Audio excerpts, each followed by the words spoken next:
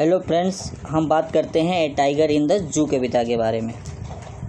This poem contrast A tiger in the zoo with the tiger it's natural habit. यह कविता चिड़ियाघर के एक बाघ के उसके प्राकृतिक आवास के बारे में बताती है कि जब वो अपने प्राकृतिक आवास में रहता है तो उसका मनोदशा क्या होता है, और जब उसको हम लोग पिंजड़े में रखते हैं तो उसकी दशा क्या होती है, उसके हैबिट्स में क्या परिवर्तन आते हैं। The poem moves from the zoo to jungles and back again to the जू।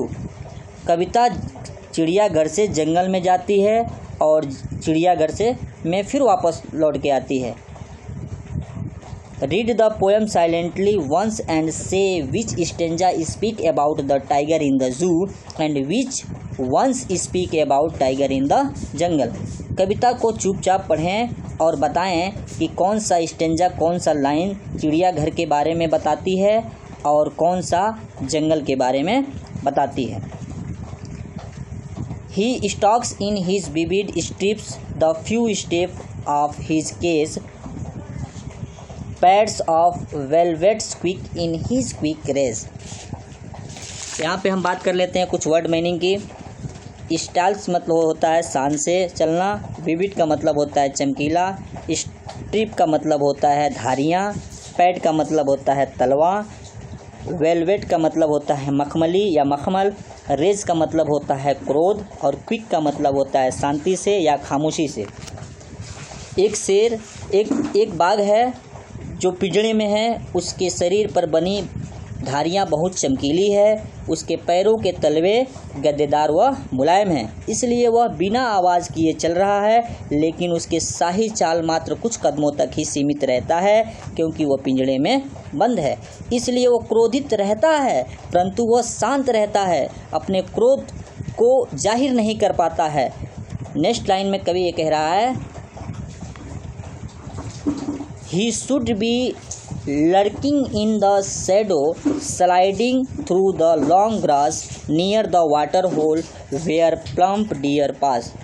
शैडो का मतलब है छाया, स्लाइडिंग का मतलब होता है सरकते हुए, लर्किंग का मतलब है कि वह जगह जहाँ से छिपकर हमला किया जाता है, और वाटर होल का मतलब है पानी से भरा हुआ गड्ढा या जलाशय।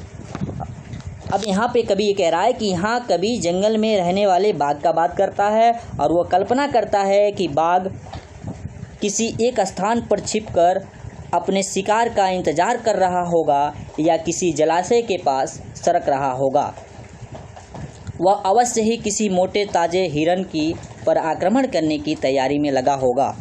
नेक्स्ट बात करते हैं, he should be snarling around houses at the jungles as bearing his white fangs his clave terrorizing the village। यहाँ पर अगर हम बात करते हैं वर्ड मीनिंग की, तो यहाँ पर वर्ड मीनिंग है स्नॉल्किंग का मतलब होता है डहारना, एज का मतलब होता है किनारा, बेयरिंग का मतलब होता है दिखाना, और फैंग्स का मतलब होता है नुकीली दांत, और क्लाउस का मतलब होता है पंजा, टेरोरिजिंग का मतलब होता है भयभीत करना। यहाँ पर कभी ये बता रहा है, ये कल्पना कर रहा है कि जंगल के जो छोर पे घर स्थित हैं वहाँ पर यह बाघ किस तरह से घुर्रा रहा होगा, किस तरह से वहाँ के घर वालों को डरा रहा होगा जो जंगल के छोर पर स्थित हैं। वह अपने लंबे सफ़ेद दांतों से और अपने पंजों को दिखाते हुए गांव वालों को डरा रहा होगा या भयभीत कर रहा होगा। नेक्स्ट बात करते हैं, नेक्स्ट 4 लाइन है, but he is locked in a concrete cell, his strength behind bars stalking the length of his cage ignoring visitors. यहाँ पर इजलॉक का मतलब होता है कैद करना, कंक्रीट सेल का मतलब होता है कंक्रीट से बना हुआ घर, स्ट्रेंथ की बात करते हैं मतलब होता है शक्तिशाली या मजबूत, बिहाइंड का मतलब होता है पीछे, बार्स मतलब होता है सलाखें, इग्नोर मतलब होता है ध्यान न देना, पेट्रोलिंग का मतलब होता है गश्त करना, और स्टार्स का मतलब होता है घूरता हुआ, ब्रिलियंट का मतलब है चमकदार, और स्टार्स का मतलब है तारे। कभी कह रहा है कि वह बाघ जो जंगल में स्वतंत्र दशा में चल रहा था, जब उसको पिंजरे में डाल देते हैं तो उसके कंक्रीट की मजबूत कोठरी में वो अपने आप को कैद पाता है और उस शक्तिशाली सलाखों के पीछे अपने आप को बंद पाता है। वह आगंतुकों यानी देखने वालों की परवाह न करके, जो लोग उसे देखने आते हैं, वो अपने पिंजड़े में पूरे लंबाई के साथ चलता है। वह सारी चीज़ों को इग्नोर कर देता है कि कोई उसको देख रहा है या उस पर उसका कोई प्रभाव नहीं पड़ता। लास्ट 4 लाइनों की बात करते हैं। He hears the last voice at the night the patrolling car and stars with his brilliant eyes at the brilliant star.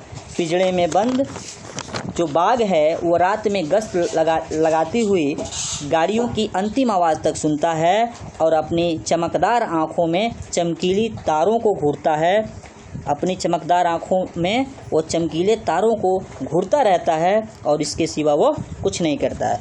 इस कविता में, पूरे कविता में कवि बाघ की प्राकृतिक आवास यानी जंगल के बारे में बात करता है और ये बताता है कि जब वो चिड़ियाघर में आता है तो उसकी मनोदशा क्या होती है, उसकी स्थिति में क्या परिवर्तन होते हैं। इसकी इन दोनों बारे में उस पूरे कविता में ये बताता है। चलिए फ्रेंड्स, ओके, थैंक यू।